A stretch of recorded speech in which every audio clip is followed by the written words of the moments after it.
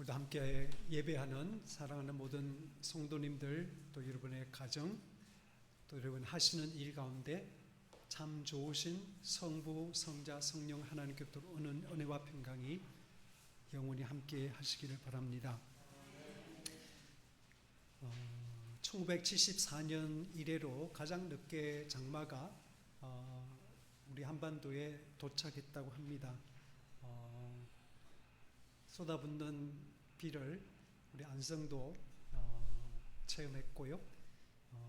며칠 그동안 또 소강 상태에 있는데, 그러나 다가오는 수요일 15일은 초복이고, 그로부터 열흘 뒤인 25일은 중복이고, 또 음력으로도 소서와 대서가 겹쳐 있는 그런 7월이라서 우리가 더워도 더운 여름이니까 생각하고 견뎌야 할 것 같습니다.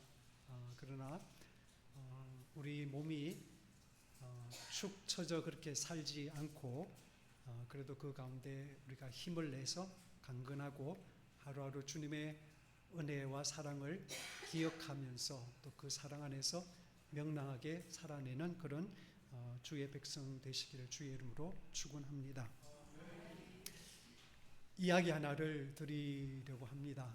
어느 도시에 어떤 지혜로운 노인분이 성문 곁에 앉아 있었는데, 먼 곳에서 온 나그네 한 사람이 그 노인에게 물었습니다. 어르신, 저는 이 도시를 처음 방문해서 잘 모르는 사람입니다. 이곳 사람들의 인심은 어떻습니까? 노인은 그 말에 대답하지 않고 그 낯선 이에게 되물었답니다. 자네가 살던 곳은 어땠나? 그 나그네는 자기밖에 모르는 못된 사람들 천지였지요. 그래서 그 도시를 저는 떠나왔습니다 라고 대답을 했습니다. 그러자 그 노인이 이렇게 대답했습니다. 여기도 마찬가지일 걸세. 잠시 후에 다른 나그네가 또 와서 노인에게 물었습니다.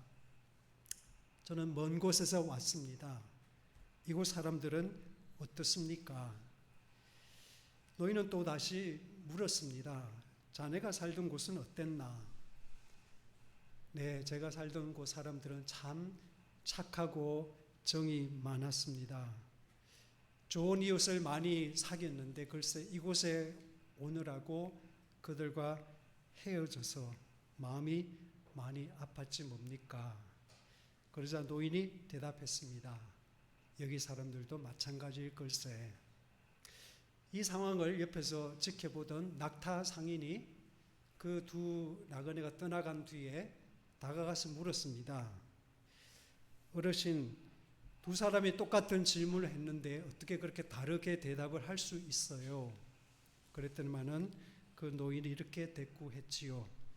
저마다 마음속에 자기 세상이 있는 법이지, 우리가 보는 세상은 세상 그 자체가 아니라 우리가 느끼고 생각하는 대로의 세상이 아니겠는가? 이 동네에서 불행한 사람은 어느 동네를 가도 불행한 법이라네. 여러분, 제가 이 말을 하니까 다들 고개를 끄덕끄덕 하시는데, 사람마다 자기 속에 자기 세상이 있다는 그 말, 우리는 100% 공감할 수밖에 없고요. 그래서 우리는 그 노인이 말한 대로 내 속에 좋은 마음이 있어서 내가 어디에 가서 누구와 어떤 상황에 살든지 좋은 세상을 만나고 좋은 인생을 살고 싶은 마음이 꿀떡 같습니다. 오늘 마침 복음서 본문에서 예수님께서는 마음 이야기를 하시고 특별히 좋은 마음 이야기를 우리에게 들려주시죠. 주님은 우선 이 세상에 사는 사람들의 마음을 네 종류로 나눌 수 있다고 말씀하세요. 말씀을 열심히 듣지만 깨닫지 못해서 악한 마귀가 와서 그 말씀을 그 마음에서 빼앗아 가버리는 그런 길가 같은 그런 마음이 있다. 또 말씀을 듣는 그 순간에는 금방 기뻐서 새로운 말씀 같아서 좋아서 감정적으로 이렇게 좋게 응답은 하지만 그러나 마음이 너무나 얕아서 뿌리를 내리지 못해서 신앙 때문에 손해를 보고 박해를 당하고 어려움이 생기면 금방 시들해서 무너지고 마는 그런 길가 같은 마음. 또 말씀을 듣기는 하지만 늘 염려하고 돈에게 휘둘리며 사는 바람에 열매가 없는 가시밭과 같은 마음밭 있다. 그리고 말씀을 듣고 깨달아서 100배, 60배, 30배까지 결실하는 좋은 마음밭도 있다라고 하십니다. 여러분, 우리가 이 예수님 말씀을 이해하기 위해서는 1세기 팔레스타인 지역을 우리가 기억해야 됩니다. 우리는 이렇게 사시사철 때로는 조금 지나치기도 하고 때로는 좀 부족하긴 해도 비가 적당하게 오는 그런 복된 그런 땅에 살고 있지만 그러나 팔레스타인 지역은 예나 지금이나 우기와 건기가 분명했고요. 건기가 되면 비가 전혀 안 오는 그런 아주 건조한 땅이었죠. 그래서 농사를 한다는 것은 우기가 오기 전에 밭을 잘 준비해서 이제 우기가 오는 그 바람이 느껴지면 준비했던 그 땅에다가 바람이 불 때 씨앗을 흩뿌려야 되는 그 지혜가 있어야 됩니다. 그래서 바람이 불기 때문에 씨앗을 흩뿌리면 어떤 씨앗은 의도와는 다르게 길 가에도 떨어지고 돌짝밭에도 떨어지고 멀리 또 가시밭에도 떨어지게 되어 있습니다. 그 세 가지는 열매가 없는 밭이에요. 그런데 농부가 밭을 갈아서 부드럽게 준비한 좋은 좋은 땅에 떨어진 씨앗은 100배, 60배, 30배까지. 제가 궁금해서 찾아봤습니다. 우리나라 통일벼, 제가 말씀드렸죠. 70년대 후반에 통일벼가 보급이 돼가지고 우리나라 식량의 자급률을 완성했습니다. 그전엔 쌀을 수입해다 먹었거든요. 그런데 통일벼를 개발을 시키기 위해서 어떤 서울대 박사를 우리나라에서 필리핀 쌀 연구소에 보냈어요.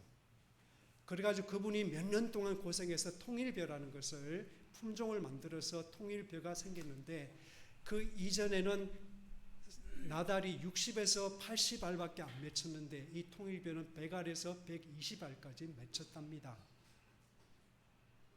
혁명적이죠. 세계에서 가장 많이 맺히는 통일벼를 개발을 한 것인데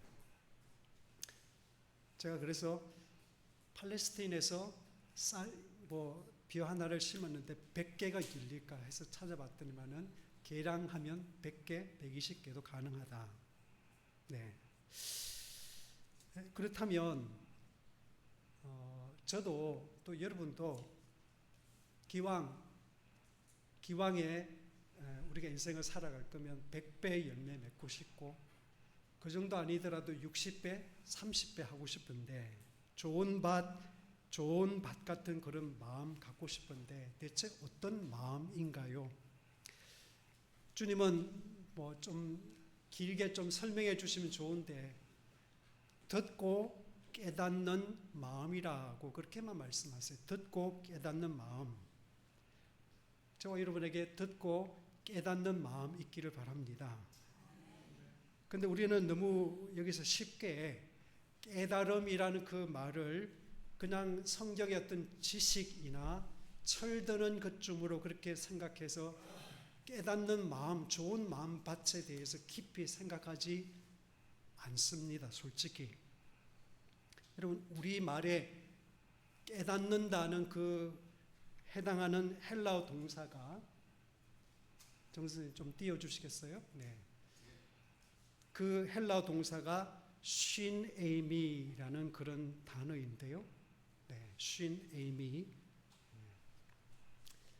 그 말은 저 가운데 있게 헬라어입니다. 헬라 쉰에이미인데 그 말은 생각이나 행위가 도전받을 정도로 무엇인가를 지적으로 꼭 붙들다 라는 뜻입니다.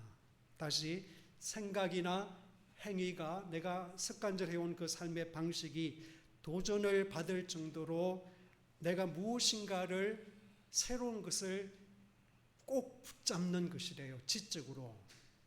이게 깨닫는 것입니다. 그냥 뭔가를 그냥 팩트를 통일벼는 100개에서 120개를 열리는구나. 70년대 우리가 농업 자종률을 이뤘구나. 이거를 깨닫는 게 아니고요. 이거는 그냥 단순한 팩트, 이거는 그냥 지식에 불과하고 예수님 말씀하신 건 지혜에 가까운. 그래서 우리 마음속에 무엇인가 나 이게 참 좋은데 내가 이걸 고쳐야 되겠는데 내 삶이 바뀌어야 되겠는데 하고서 무엇인가를 깨달아 마음에 와닿을 때 그거를 질기게 붙잡고 있어서 결국 그 붙잡는 것이 나의 생각과 내 행동을 바꿔놓는 그 정도의 붙잡음이 바로 깨닫다의 쉰 의미가 되는 것입니다.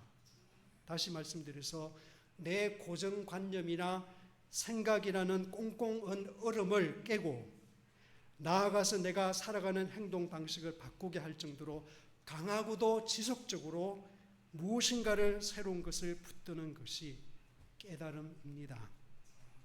그러려면 우리는 가장 먼저 내가 인간이기 때문에 틀릴 수 있다. 내가 잘못 판단할 수 있다라는 점을 겸손히 받아들여야 합니다. 그것이 첫 번째 단계라 저는 생각해요. 그리고 인생을 살아갈 때 그냥 생각 없이 주어지는 대로 눈 뜨면 그냥 어제 했던 일을 그대로 반복하면서 바쁘게만 살아가는 그런 것이 아니라 관찰자가 되어야 되고요. 질문하고 호기심을 품을 수 있어야 됩니다. 다른 세계가 존재하는 것에 대해서 내 생각의 틀 바깥에 있는 것에 대해서 호기심을 품고 내가 잘할 수 있다는 사실에 대해서 기대를 가지고 하루하루를 만나는 사람, 특별히 주님의 말씀이 내 삶에 대해서 뭐라고 그러시나, 주님이 내 인생에 대해서 뭐라고 말씀하시나 그 관심을 가져야 됩니다. 하나님은 내가 돈 버는 방식에 대해서, 하나님은 내가 돈을 쓰는 방식에 대해서, 하나님은 내가 시간을 쓰는 그런 일들에 대해서, 하나님은 내가 애쓰는 그런 일에 대해서, 하나님은 내가 재미있어 하는 그런 일에 대해서 뭐라고 그러시나 그런 거 물어봐야 돼요. 그러지 않고 늘 그냥 해오던 대로 그냥 이끌리는 대로 그냥 내가 좋아하는 그런 것을 늘 추구하며 살아가는 그런 삶을 살아서는 깨달음이 없다라는 것이죠. 나아가서 하나님이 이 세상에서 도대체 무슨 일을 하고 계시는가? 그냥 교회에 있는 우리에게만 예수를 믿는다고는 나의 삶 속에서만 역사하는 그 하나님이 아니라 하나님은 천지 만물을 창조하셨다 그러잖아요. 하나님께서 이 도대체 지구상에서 무슨 일을 하고 계시는가? 하나님은 도대체 무엇 때문에 아파하시고 하나님은 어떤 일을 기뻐하시는가? 그거 우리가 질문해 봐야 됩니다. 그럴 때 깨닫고 이해하게 되고 결국은 그 깨달음이 나를 바꾸고 새로운 삶으로 이어나가게 하는 것입니다. 지난주에 윤석기 목사님 설교를 하는 바람에 저는 이 본문을 2주 정도를 묵상할 수 있는 그런 좀 긴 시간을 가졌습니다. 그 말씀을 반복적으로 묵상하는 가운데 제 마음에 좀 와서 부딪힌 좀 깨달음 같은 그런 것이겠죠. 제 마음에 부딪힌 두 가지 사실이 있습니다. 이 말씀. 첫 번째는 천국은 가는 곳이기 전에 우리 안에 자라는 것이라는 사실입니다. 여러분, 우리는 귀가 따갑게 천국은 죽어서 가는 곳이야 라고만 배웠고 우리는 또 그렇게 말을 해요. 그래서 그냥 장례식에 가서 누군가가 돌아가셨으면 그분이 교회를 다녔다 그러면 그냥 천국 가셨겠거니 라고 생각하고 그 정도로 우리가 천국을 인식합니다. 나도 죽으면 고생하던 이 세상의 모든 것을 내려놓고 이제 천국 가서 나는 위로받고 행복한 삶을 무한히 사는 거다. 그 정도로 생각을 해요. 물론 우리 육신이 다하는 날 우리는 하나님 앞에 가서 내가 잘했든지 못했든지, 내가 선한 삶을 살았든지 악한 삶을 살았든지 하나님 앞에 공의하게 우리 삶을 계산하고 하나님의 판단하심에 따라서 선한 사람은 천국에서 영원한 삶을 살게 될 것이고, 악한 삶을 살았던 사람은 자기가 어떻게 생각했든지 하나님의 판단을 받고 영벌을 견뎌야 하는 삶을 살 것입니다. 그런데 여러분, 성경의 몇 군데를 보면요, 정선을 좀 띄워주시겠어요? 천국이 죽어서 미래적으로 가는 곳만이 아니라 지금 여기에 우리가 만나야 되는 그런 곳으로 말씀하시는 몇 군데 있습니다. 첫 번째, 우리 같이 읽어보실게요. 시작. 회개하라, 천국이 가까이 왔느니라. 예수님께서 당신의 사역을 시작하시면서 천국이 가까이 왔다라고 말씀하시면서, 다시 말하면 너희들이 회개하면 뭐죠? 이 세상을 향해서 끊임없이 살던 로마의 그 황제 체제에서 끊임없이 노예처럼 살던 그 삶에서 돌이켜서 하나님의 질서 가운데 살면, 나를 통해서 다가오는 하나님의 그 통치 가운데 살면 하나님 나라가 너희 안에 있을 거야라는 말씀. 두 번째, 시작. 너희는 먼저 그의 나라와 그의 의를 구하라. 그렇죠? 죽어서 갈 그 나라가 아니라 지금 현재적으로 하나님 나라를 구하고 의를 우선적으로 구하는 삶을 살아라는 것이고, 제일 앞권의 말씀은 누가복음 17장입니다. 시작. 하나님의 나라는 볼 수 있게 임하는 것이 아니요 또 여기 있다 저기 있다고도 못하리니 하나님의 나라는 너희 안에 있느니라. 네, 이 말씀은 정확하게 우리가 미래적으로 죽어서 가야 되는 천국에 대해서 매달리는 것에 대해서 주님은 아니, 천국은 죽어서 들어가게 되는 것은 완성이지만 천국의 시작은 죽음부터가 아니라 지금부터야. 나를 영접하고 나와 함께 살아가는 그 순간부터 하나님의 나라가 너희 가운데 시작되는 거야 라고 말씀하십니다.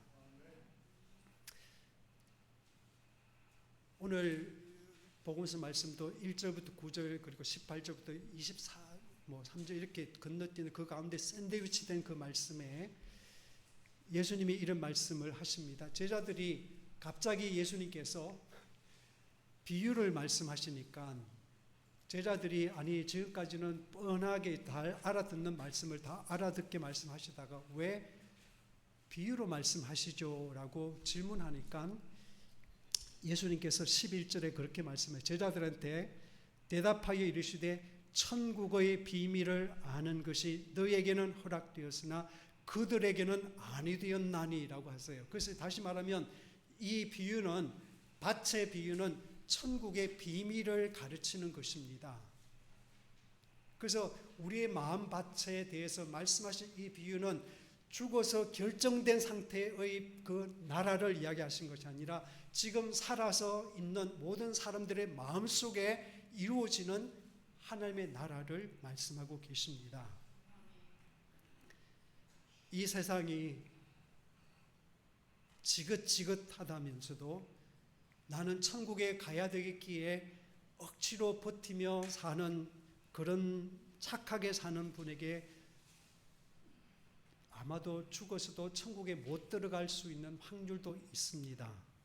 반면에 세상의 눈에는 좀 부족하게 보이는 사람이라도 매일 주님의 사랑과 은혜 안에 거하면서 감사하고 명랑하게 사는 사람은 죽어서도 기쁨의 그 나라에 들어갈 공산이 큽니다. 우리 얼마 전까지 주일 아침 성경 공부에 사도행전을 공부했잖아요.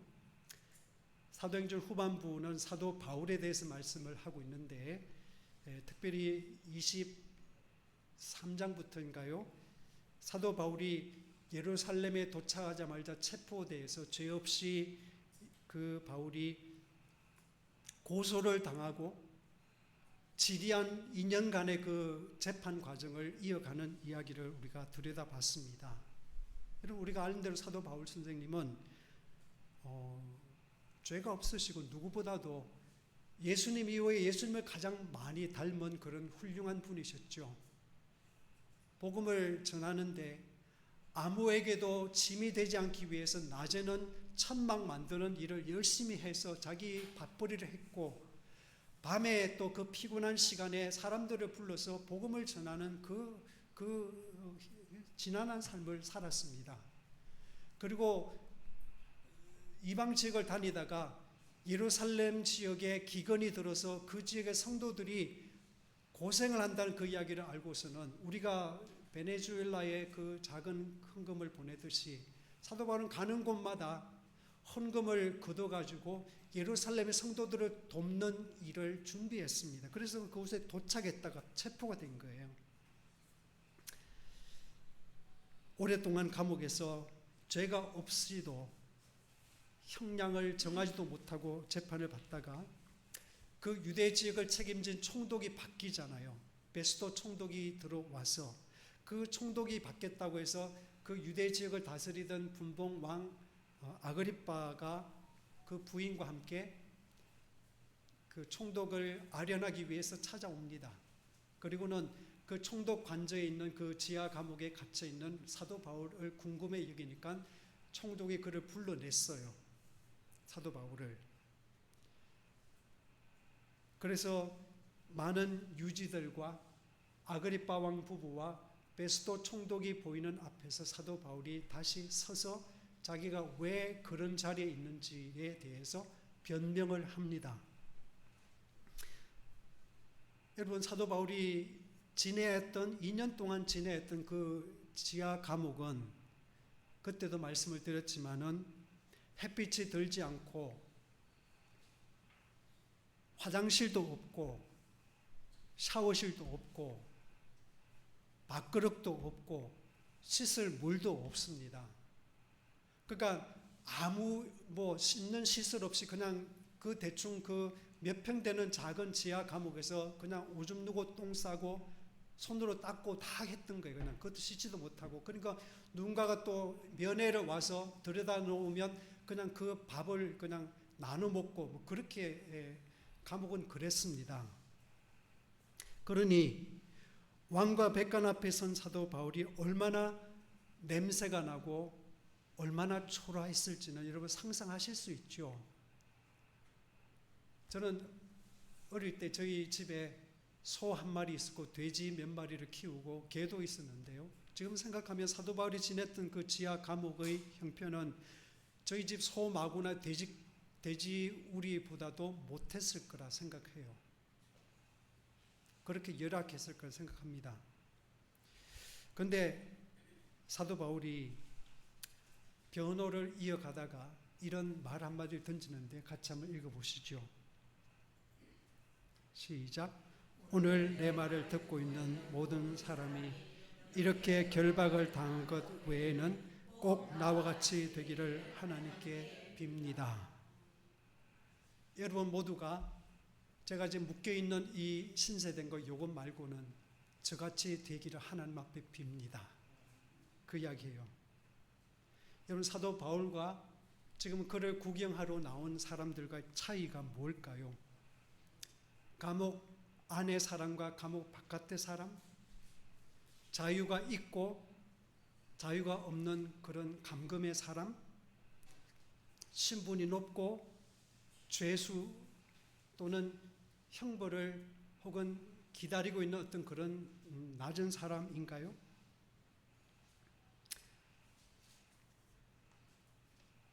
사도 바울은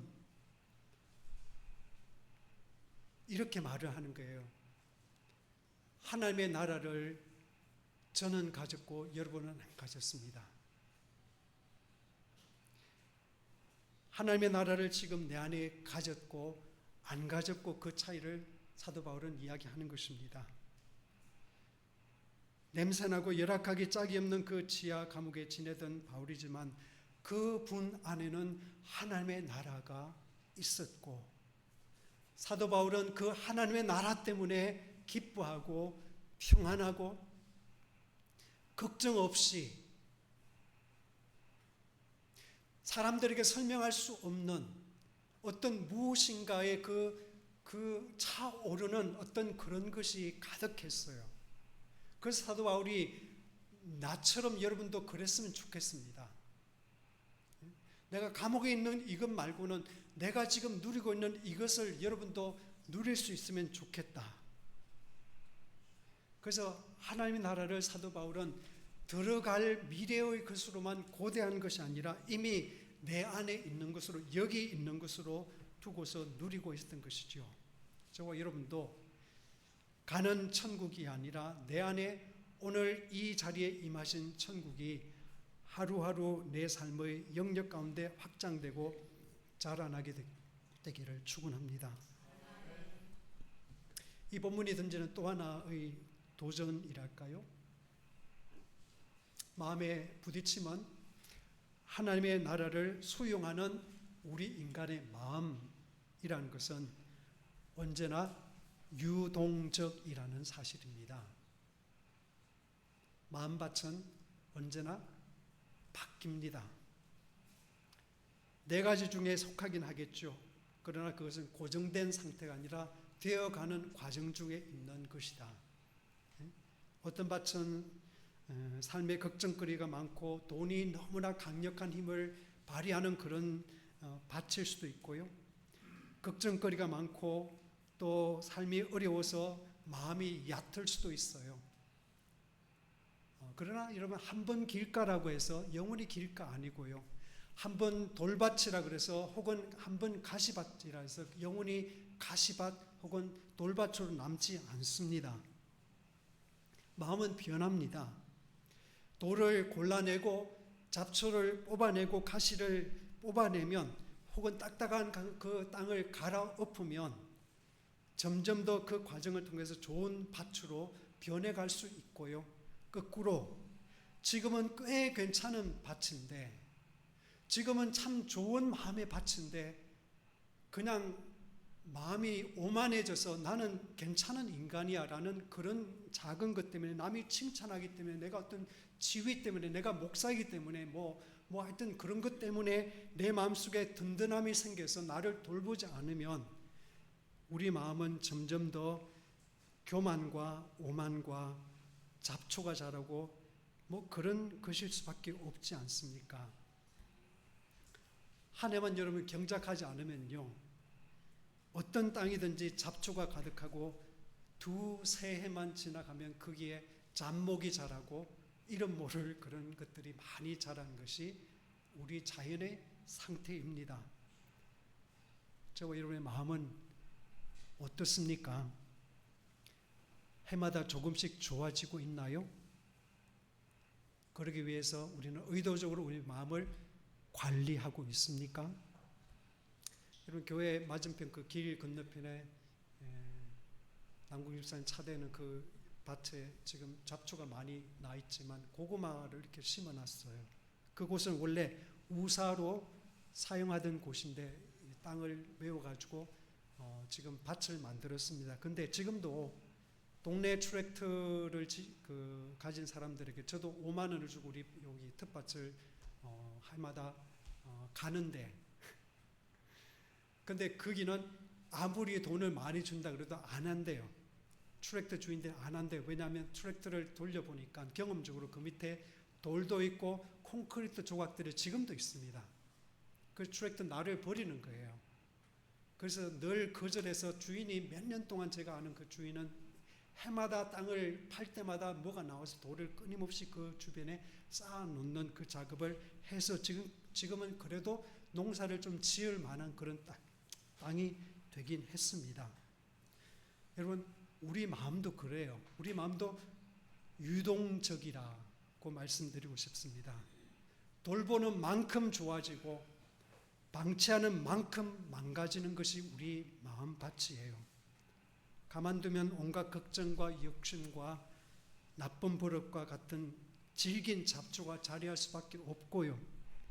예배와 기도와 말씀 묵상과 신앙적인 독서하고 섬김의 삶에 집중하면 시간이 지날수록 우리 마음은 점점 더 좋은 밭이 되어서 30배, 60배, 100배 혹은 그 이상까지 결실하는 줄 믿으시기를 축원합니다.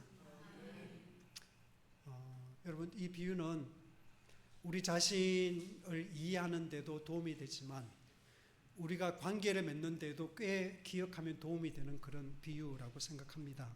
우리는 살아오면서 지금까지 꽤 많이 누군가에게 진심 어린 사랑과 관심과 호의를 베풀며 살아왔습니다.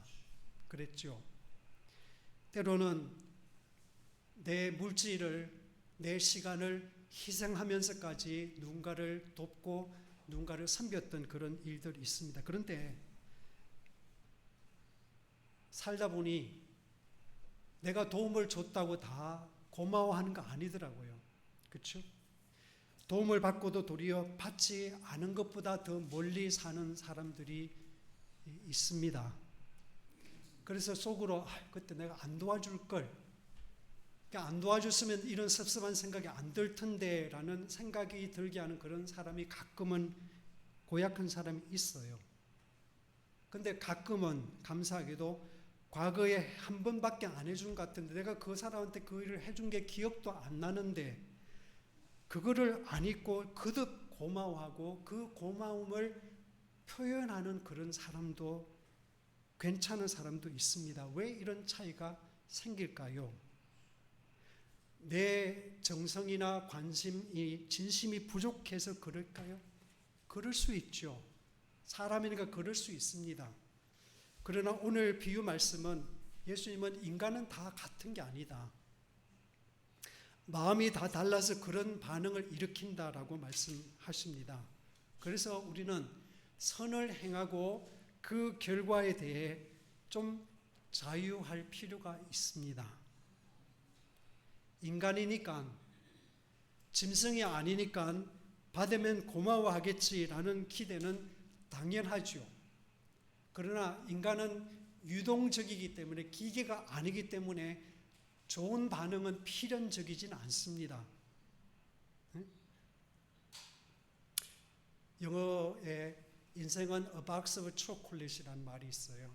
인생은 초콜릿 피스들이 들어가 있는 박스와 똑같다. 그래서 옛날에 여러분 미국에서 초콜릿 박스를 사면 그 안에는 뭐 온갖 향이 들어가 있는 그런 초콜릿들이 이제 숨겨져 있는데 그거를 경험이 있는 사람은 뭐 알겠지만은 처음 먹어본 사람은 그게 뭐가 들었는지 모릅니다. 근데 어떤 초콜릿은 그 안에 위스키가 들어가 있기도 해요. 그 어떤 거는 입맛에 꼭 맞는 그런 초콜릿 들어가 있기도 하고 어떤 거는 좀 내 말에 이게 안 맞는 그런 초콜릿이 들어갈 수 있습니다. 그래서 삶이라는 것은 초콜릿 한 박스와 똑같다는 그 말은 우리가 어떤 사람을 만날 때 언제나 내가 기대하는 그런 반응을 우리는 요구할 수는 없다라는 것이, 저는 그것이 인생이 그렇기 때문에 재미있다고 생각하고 그래서 인생은 살만한 것이라고 생각하고 기대할 만한 것이다 생각을 합니다. 아무튼 우리는 그러하다는 사실, 인간의 마음은 다 똑같지 않다는 사실을 받아들여야지 가슴 아리를 좀 덜하게 되고 또 내가 과거에 이렇게 했는데 안 되더라, 검은 머리 짐승은 거두는 게 아니더라 라고 하는 쓴뿌리가 생겨서 이제는 내가 사람 안 도와줄 거야, 사람 나 안 믿을 거야 라고 하는 그런 쓴뿌리가 우리 속에 자라지 않습니다. 갈라디아서 6장 9절에 사도 바울 선생님이 그렇게 말씀해요. 우리가 선을 행하되 낙심하지 말지니. 여러분, 사도 바울이 얼마나 많이 낙심했을까요?